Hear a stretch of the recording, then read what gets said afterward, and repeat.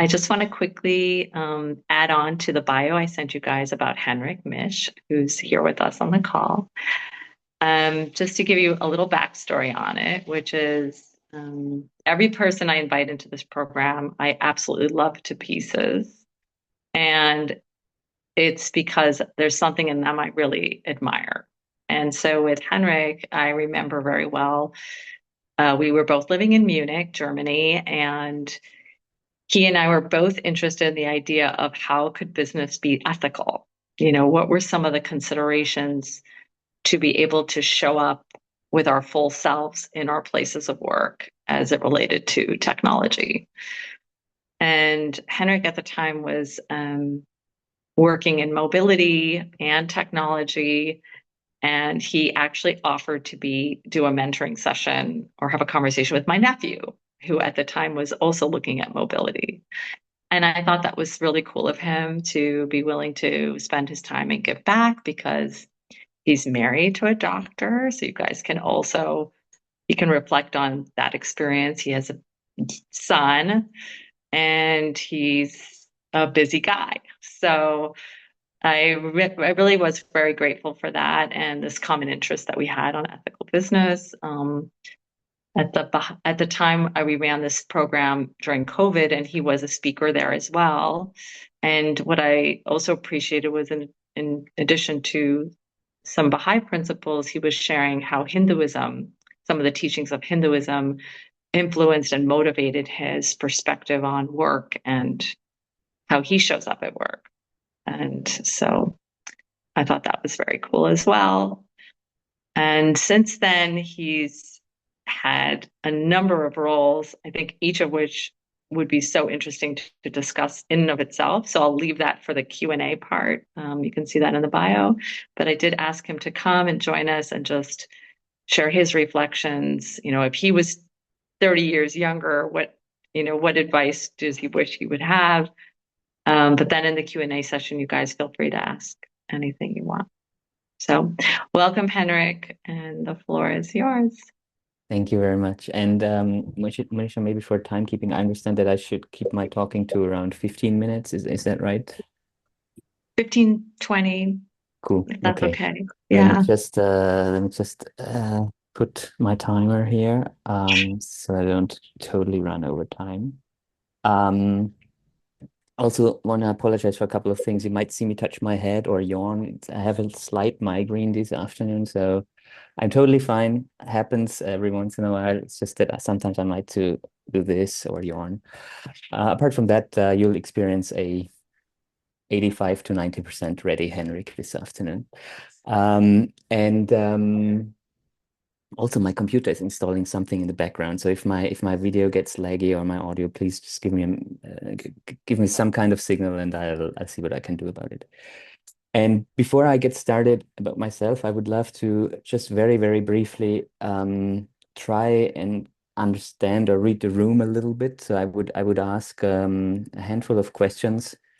I would be super curious to hear some answers around this. So um, instead of asking where are you, I often like to ask what's your local time right now, because I believe that this um, question has a bit less bias into it. So maybe if you feel like sharing, please hop on the chat and just say what's the local time for you right now. For me, it's 6:34 p.m.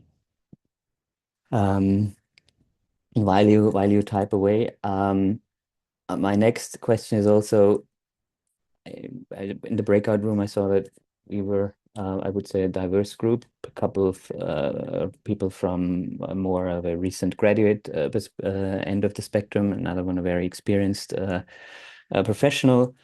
So, I would say, do you study or do you work in a startup, corporate startup, small, medium enterprise, large corporate? There might be other categories, right? But where are you currently spending most of your work time on? Is it more uni or other things? Maybe you can drop a few answers there as well. Of course, always, if you don't feel like sharing, that's totally fine as well. In the meantime, looking at the time zones, so it looks like many of us are sharing the Central European summertime. A couple of people are an hour earlier. One is significantly later on. So, Nike Gebhardt, thanks for being here. 11:34 p.m. on so Sunday, very close to midnight. I'll try to make it worth it. Um, let's see. And also, if you study or if you're working, what's your field of study, or it's the industry that you're working in? So looking at the sort of startup, studying large corporate uni, just graduated. Okay. Um, Teaching in Volkshochschule. And lastly, kind of yeah, I guess the majority of people here are still about to graduate or recent graduates. I'm not gonna ask how long you've been working, because of course you might be working full time next to studying, but it would probably be a couple of years, handful of years. So looking at the industries, psychology, aerospace engineering, sociolinguistics, psychotherapy, cybersecurity, computer science, design and tech. Cool. Very, very, very nice. Thanks for allowing me a brief insight uh into this group's, say, demographics or parameters. If there's anything else you wanna let me know before I kick off, feel free to put it into the chat. Um, and maybe a brief intro. There was a very short intro of mine in the PDFs that you were sent, but kind of giving you maybe a little a little more insight. So I am based in Munich. I've been here for quite some time now. My wife and I had a first stage of living in Munich. Then we went traveling for a while, and then we have currently our second stage in Munich, and it feels like half my life, or a little, or almost half my life, I've been spending here in Munich. Other parts of my life, I spent in Austria, Salzburg, Vienna, in Spain, Bilbao, in Ecuador, Quito, um, Switzerland, Zurich, Bern, London. So I've been around a little bit, and so yeah. The jobs I held in the past, I think there's one person who is working in the company that I also used to work in, Accenture Technology Consulting. I'd say I cut my teeth there, learned a lot.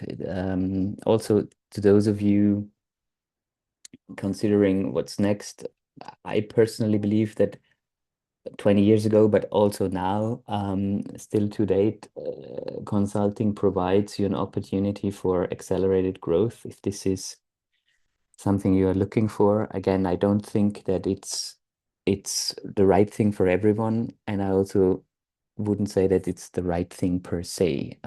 You get to potentially see more things in less time, but that also means that probably the quality of things you might see is not the same as if you had an industry specific role. And also I think there are a lot of good sides, but also not so great sides to the consulting life. It did in my case, it did take a huge strain on my family. My wife and I have been married for a very long time, and we were already together when I was in consulting, but for 7 years in a row, I was not spending a single work day at home. I think I can consider myself very glad that she's still with me. Um, and I believe that I probably did it a little bit too long. Should have found the exit maybe a couple of years earlier. That could be one of the things I would have loved to be told a little bit earlier. Um, After that, I went into industry roles, and I was working for Sixt, the car rental company. Hopefully, many of you are familiar with them. It's a family-owned business. Back when I was working with them, the family patriarch had still run the company, and I was working for his elder son, who is now the CEO. What an amazing ride. In the exit interview, they said, "Are you happy you joined?" For sure. Would you recommend a friend to join? Also, for sure. Another environment for accelerated growth. Amazing. You can get opportunities there that are hard to come by anywhere else. And the third question was, would you love to come back? And I said, never, ever. As long as I can choose where to work and how to earn money, I would love to not go back to that place. It was just too much. And but again, learned a lot, and I took that into my next role, where I kind of followed my passion. I had been a Mozilla volunteer since the late 90s. Mozilla is the organization that makes the Firefox web browser. If you ever have to make a choice on which browser you want to use for your browsing on your phone, you can have Firefox for iOS and Android, or on your any desktop computer you have. Choose the values-based Firefox browser. It's the right thing to do. Of course, there are smaller outfits which are, I would say, even more specific and even more special purpose on some of the principles they pursue. But if you want to support the open web, do it by using Firefox instead of any of the other big browsers. And that was certainly, after 10 plus years of volunteering, and I had been mostly community organizing for Mozilla. I was offered a job there, and I said, okay, that's amazing. I need to do that. And a lesson I learned there is uh, that it's hard to make your passion a um, a day-to-day job, because there are often very difficult things in a job that you do, because where you ultimately say, okay, I do this because that's how I make ends meet. And when you've been doing something for as a volunteer for so long, and then you go and all of a sudden become part of the corporate side of things, it's culture shock, huge culture shock. And so again, I'm very, very grateful that I had the opportunity. Um, but now I know, if you make your passion your profession, now I know a lot of the thought that would then come into my mind. I do still believe that there's a lot of passion in what I do day to day. Otherwise, I wouldn't be able to mobilize the energy that I do. But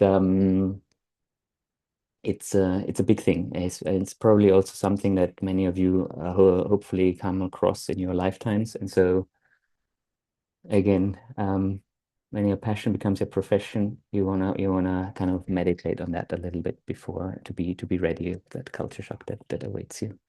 And after that, the reason I left Mozilla was because I was Europe based, and there was a glass ceiling, not a glass ceiling was gender based, but a glass ceiling that was European employees were mostly specialists in something, and there was no managerial career path for European staff members. You would have to be in the Bay Area for that. I was offered to relocate, but my family and we wanted to stay here in Europe and Munich specifically. So I looked for a different place, and I found this very, very mission-oriented startup, Sono Motors, where we tried to build a solar electric vehicle. So it's a very affordable car, simple car, and electric so that it's good for the environment. But also we put solar panels on all parts of the vehicle, not just the roof, but also the hood and the sides. And that was amazing. There were two very young founders who basically founded that from their final year at school, and they did not attend any university. Instead, they founded that company, and I was there for 4 years, and we went from crowdfunding to an IPO at Nasdaq. So we did an initial public offering. So we went to stock exchange, and then also back into bankruptcy. It was an amazing, amazing journey. It was probably one of the best places I've worked at, because we were so values driven and so determined to do good for the environment. That was amazing. I mean, the founders, they taught me that often when you buy bread, at least here in Germany or in Munich, it is wrapped into paper, but there's a layer of plastic inside. And so what we would do when we bought such bread, we would split the paper from the plastic and recycle it in different trash cans, right? And so that is the founder of the company taught me, Henrik, look, and that's how you tear it apart. You tear it very softly so the plastic stretches, but the paper breaks and you can then tear it off. Amazing hack. Still doing that, only did it this morning as well. And I mean, there's those were little things, right? But if the company pays attention to those little things, imagine what they pay to attention to on the big things. And that was a great journey. But after 4 years, we didn't find further financing. We were in prototype stage. We had a few vehicles on street tests or about to be accepted for on street testing, and we ran out of money. And to stay in electromobility, which is something I do care about. I think it's a good point where you can influence the environment and do good for the planet, while at the same time also do something that is very, very tech related, where a lot of my passion is, right? So I joined Elli, which is the brand name for Volkswagen Group Charging. So it's a Volkswagen subsidiary that is in charge of all charging and energy for the Volkswagen group. And so I went from small 400 people startup to this huge 600,000 people, eighth biggest company in the world, right? And I'm still in a kind of a small corporate startup there. We are also around 400 people, but there are a lot of things that I am exposed to that have to do with this huge company, right? And that is another amazing thing. On the one hand, I think we're able to move things and move things rather quick. But on the other hand, I also get exposed to what it means to be part of a large corporate.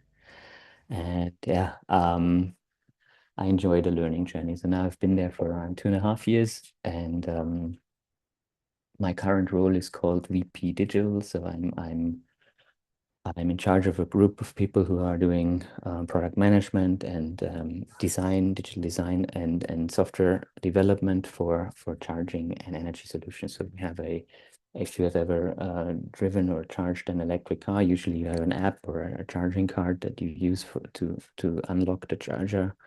But we offer some services for corporate customers, and we also trade energy on the European Stock Exchange for Energy, the EPIX, which basically goes into the direction where we say, look at all these electric vehicles that are out there. And right now, of course, the electric vehicle penetration is still small, but it will grow exponentially over the next 3 to 5 years. And so we have huge batteries spread across Europe, actually spread across the globe, but our focus is Europe, right? So huge batteries, and we want to activate those batteries on wheels. And cars will more and more become bidirectionally charging, so you can put energy in, but you can also get energy out from them. You can discharge, and then you can discharge into the grid, and you can use this for grid stabilization, or also to take on energy when it's cheap and provide energy, so be a virtual power plant when it's expensive. And therefore, eventually you're lowering the cost of ownership of a vehicle. You might, in some cases, you might even drive for free, because we can trade your battery, and therefore, one moment.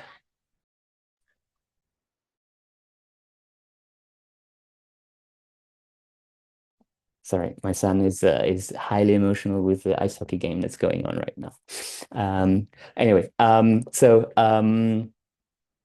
basically, we trade your battery and battery capacity aggregated with all electric vehicles across Europe, and therefore you will be able to get to almost zero driving cost in some cases, right? So that's super amazing value proposition. Would also help EV adoption, and would also help to lower all of these psychological hurdles that people still have about electric vehicles, and do good for the environment, because um, um, sustainable energy sources or renewable energy sources are usually volatile, right? Wind doesn't blow when you want, it blows when wind is blowing. Sun shines during the day. And so you can then use these batteries to store energy and discharge when it's needed. And so we therefore also hope to get rid of some of these less sustainable energy sources like coal power plants or gas power plants. Yeah, okay, so that was quite a long intro about what I am doing, but I think you've also seen from what I've been saying, it's a lot of passion and values oriented. I want to do good for this world. Our son is now 11 years old. He's already able to make up his mind around, what's good for the planet and what's bad for the planet. But when he was younger, I wanted to be able to look into his eyes and say, I'm contributing to a better tomorrow through my work. I do believe that I am doing this in most of my roles in the last 10, 15 years. And I hope to continue to do so, right? I think a lot of us are in a privileged situation because we have the ability to study something that's very relevant or to be working in fields that are in demand and therefore can choose where to work.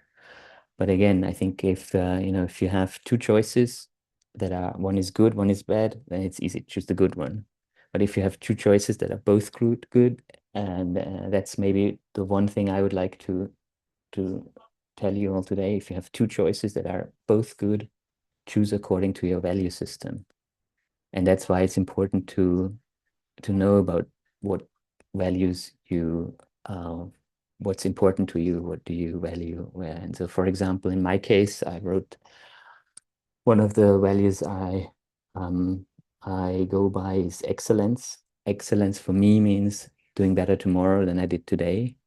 And when I have the opportunity to invest time in two projects, but I know I can only choose one, then I will also look where do I, for example, learn more, where can I have a better impact, where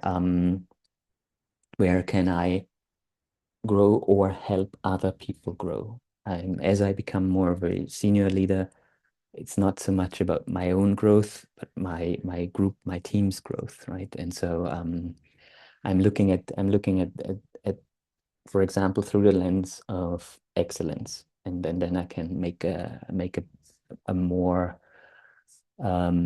profound or a better founded decision for myself on where I invest energy or what I choose, what I do, what I don't do. So yeah, I think this is kind of my 20 minutes are coming to an end. I hope this was interesting, and I would be very happy to take questions, comments, feedback.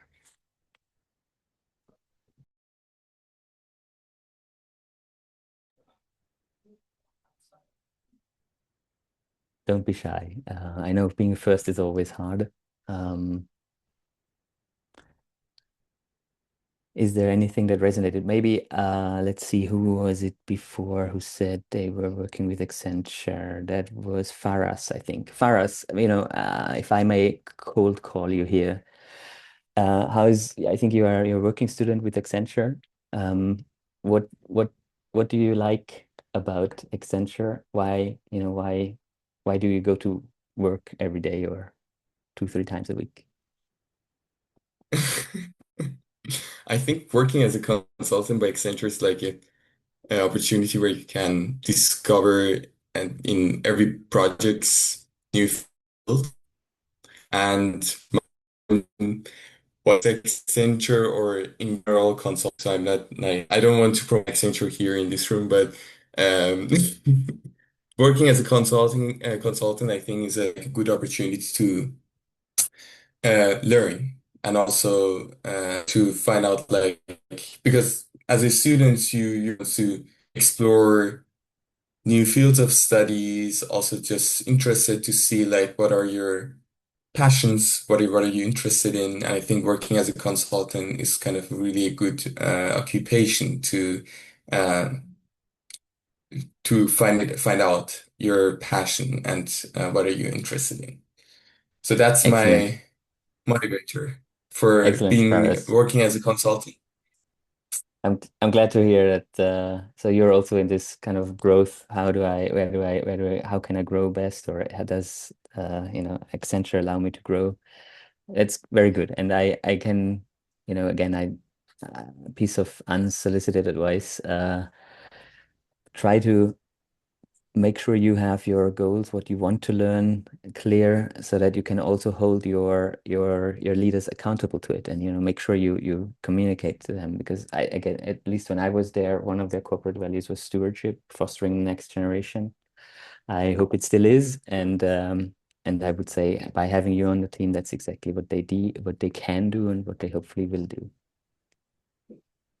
Thank Thank you. you. Is there anyone else who has a question or a comment or a reflection on anything of the things I said? I have a question. So, can you hear me okay?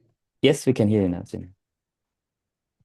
I'm happy to say that I share your love for Mozilla a lot, and I just wanted to hear a little bit more about the experience working for them, because it's such a interesting company. I think it's a very nice alternative to the browsers we have today. Yes, so Mozilla has always, not always, but since I would say about 10 years or so, Mozilla has been around 1,200 employees. That's already the first thing that a lot of people are surprised. There are some people who say, what, 1,200? So many people just to make a freaking browser? And others say, what? Only 1,200 people? They make this huge product that's been used by millions of people every day. Um, and and one thing to know is that there is about 300 people in the foundation that owns the corporation, and you have almost 1,000 employees in the corporation that runs Firefox and all the other product initiatives that they have. And so I was part of Mozilla Corporation, and so that was very interesting in and of itself already, working in a company that is owned by a nonprofit org. And then I learned so much about Silicon Valley and Silicon Valley culture. I One of the reasons why I also had to step out in the last year before I left. I had been to the US 12 times, I think. So once a month, I would often go on. I would leave Sunday evening and be back for Wednesday evening for dinner. So it was crazy. I mean, my CO2 footprint was terrible, but also it's tough, if you just go for kind of 2 days of meetings from Munich to San Francisco, and do that months and months, each month after month. But it's a very different mindset people have in Silicon Valley. I was able to learn from that a lot. Be more, I would say, be less worried about the long-term strategies, and do things when a technology window opens.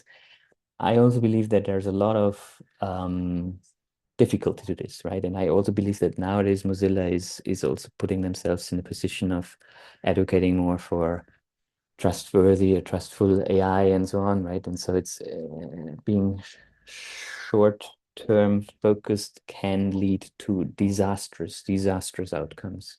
But I also believe it depends on the details, right? Where are you in the technology life cycle, and so on and so on. And it can be, particularly if you try to launch new products, new product initiatives, I think that's the better mindset. But again, it depends.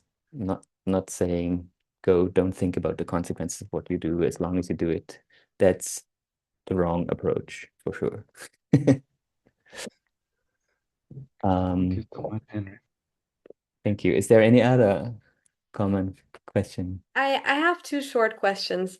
Um, have your values evolved over the course of your career, based on professional experiences, or Manisha also mentioned that you studied Hinduism, or have your values largely remained the same? And also, you mentioned that being passionate about your job is very important. How did you discover what you're truly passionate about? Yes, thank you, Desia, for your question. Sorry, the clock is probably making some animal noise right now. 7 o'clock. Um, uh, I do believe that my values evolved on some in some form, and they also stayed the same in another. When I was in the breakout, it was mentioned that in another part of the program you mentioned or you spoke about your parents and upbringing. I believe that there is a lot that is coded into you in your childhood, but then also not as well. I mean, my parents were not very spiritual, and I would consider myself a religious and spiritual person. I also am for now working full time for around 20, almost 25 years, and I became a Baha'i about 12 years ago, so somewhere in the midpoint of that. And so there is I wouldn't say a before and an after, but I think what this also gave me, it gave me the courage to, I guess, become more myself with my faith, and also being in more leadership roles gave me the courage to bring spirituality to my day-to-day work.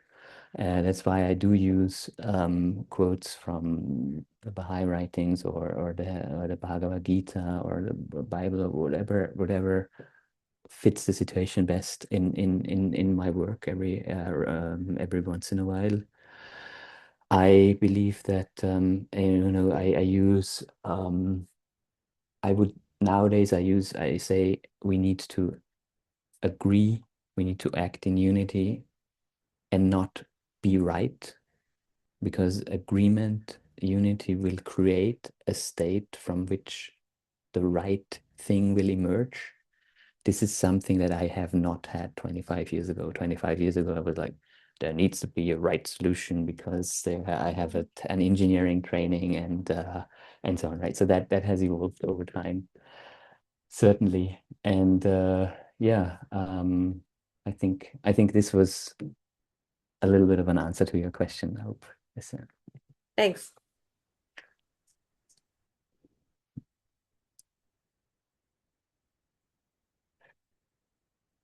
Is there any other comment or reflection?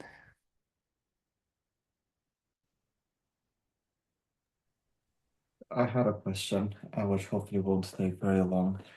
I was wondering what your educational background was in and how well did that prepare you for the job market? Or like what was that transition for you in terms of skills, education, preparedness, particularly in the context of all the different types of jobs you've done. You mentioned consulting, you mentioned management, you've mentioned more technical sides. So yeah, I was just wondering what your starting point was and how did you that initial transition, or what was that like for you? Yeah, um uh so I started university in 97, feels like a long time ago. And so a lot of the people who started, and I started similar to Faras, I started something we call in German Wirtschaftsinformatik, which is a mix between computer science and business administration. And where the university or universities where I started it were more on the computer science side. And so in the late 90s, many of my colleagues wouldn't even finish university because they were graduated. The moment they knew how to write a couple of lines of code, they were already hired by big companies and made a great living from that. But those of us who held on and finished their degrees were very well prepared for a very hype and growing and active job market, right? So I think that was I was very fortunate there. So merely finishing university, and I did not have good grades at university. I did a lot of other things when I at university. But I would say short answer here is my first degree was studying the right thing at the right time. So being lucky. But then later on, so that is now around 10 years ago, I had the opportunity to spend several weeks on campus at the MIT Sloan School in Boston. It's not an MBA, but it's an kind of an AMP program, so like a mini MBA that I took there, and that was just amazing. That feels like a few of the classes I took there feel like the real education that I've profited from ever since. So I did take a course that was really transformative. That's called Business Dynamics. So that is System Dynamics, Professor John Sturman. And then there's just right now, he's back then associate professor, now full-time professor, has published a book, Nelson Repenning, There's Got to Be a Better Way. I think that's what it's called. I get mine shipped next week. That is just amazing, looking at the systems thinking perspective at companies, but also generally towards life. Professor Sturman himself is now doing a lot in the climate. He's doing climate simulators and so on, helping people understand what's good and what's bad for the climate.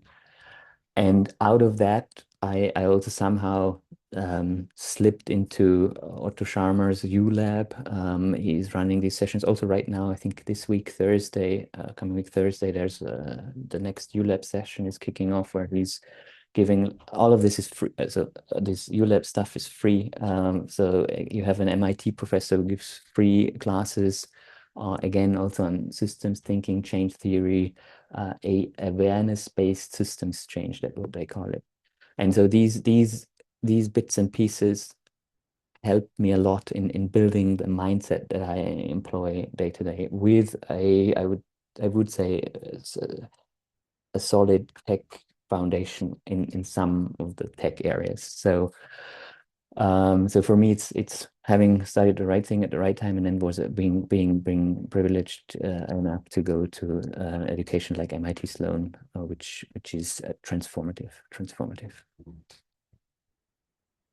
Greg, I hope that helped. It does. Thank you very much.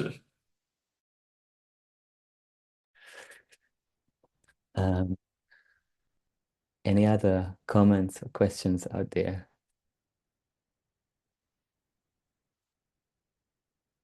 I guess one thing that I want to share, and that you might hear between the lines, right?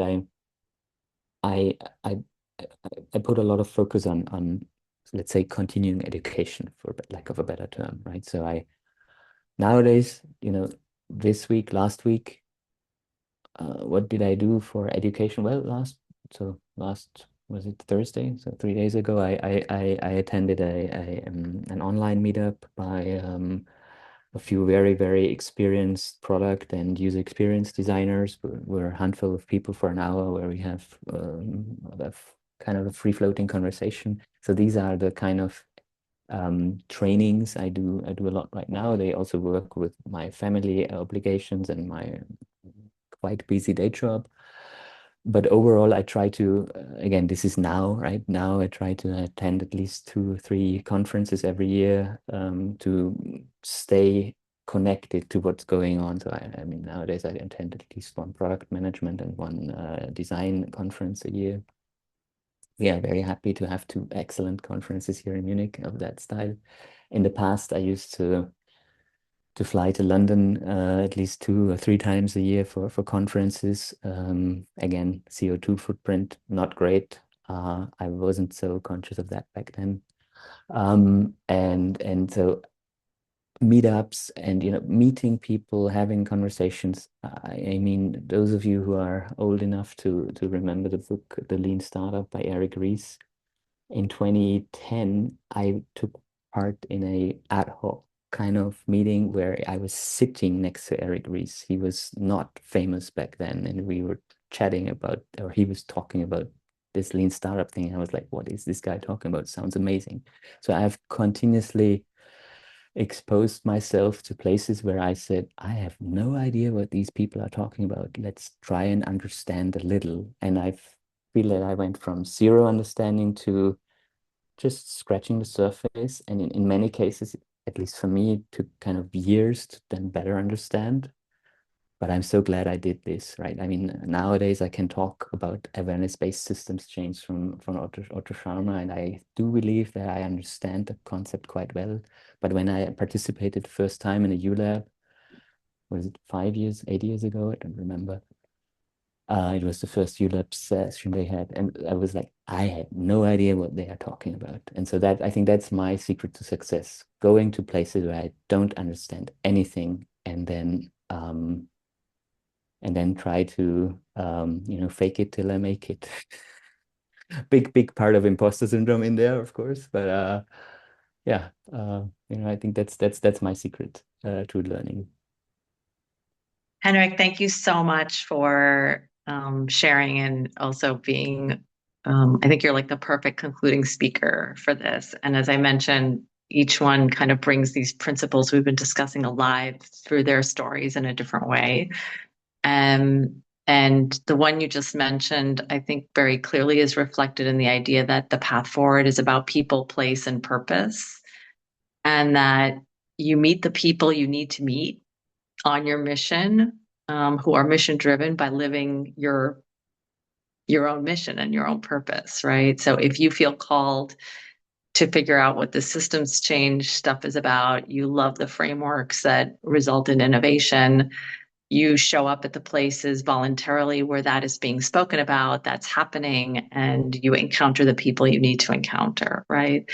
And in that way, this has been true for me because I've been in several different professional fields and settings, and yet they all come together in this program, where I can bring people from very different backgrounds to everything from hospitality to finance to tech, and from corporate to consulting to entrepreneurship to social innovation in one space. So Henrik's offered his LinkedIn. We have everybody's emails also included in the bios, if that's okay, Henrik. I think we're going to use the MIT Sloan email for you. Okay, awesome. And so, yeah, you guys can continue those conversations.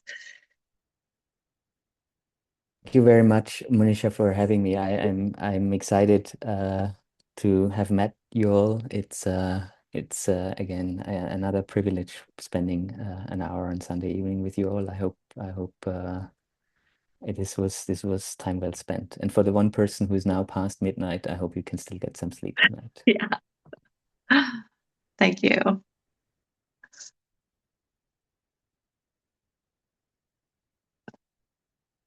Okay, so we're at 7:15. I want to be respectful of everybody's time, and so if there's any burning questions, you could welcome to stay a little longer. I'm happy to be here for a few minutes, but otherwise, I'm just going to end with this beautiful quotation by Wolfgang von Goethe, Johann Wolfgang von Goethe, which is, "The indecision brings its own delays, and days are lost lamenting over lost days. Are you in earnest? Seize this very minute. What you can do or dream you can, begin it.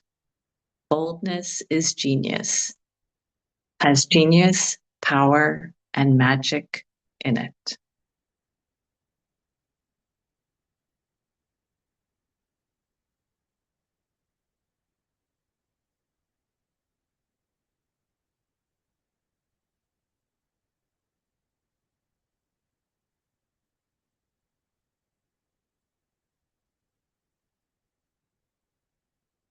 May the force be with you all.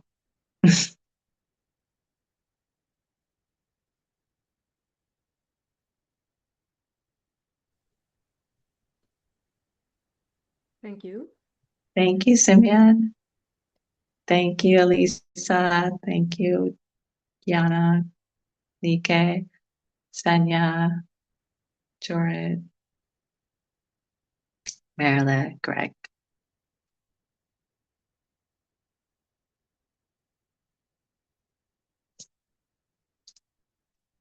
Thank you.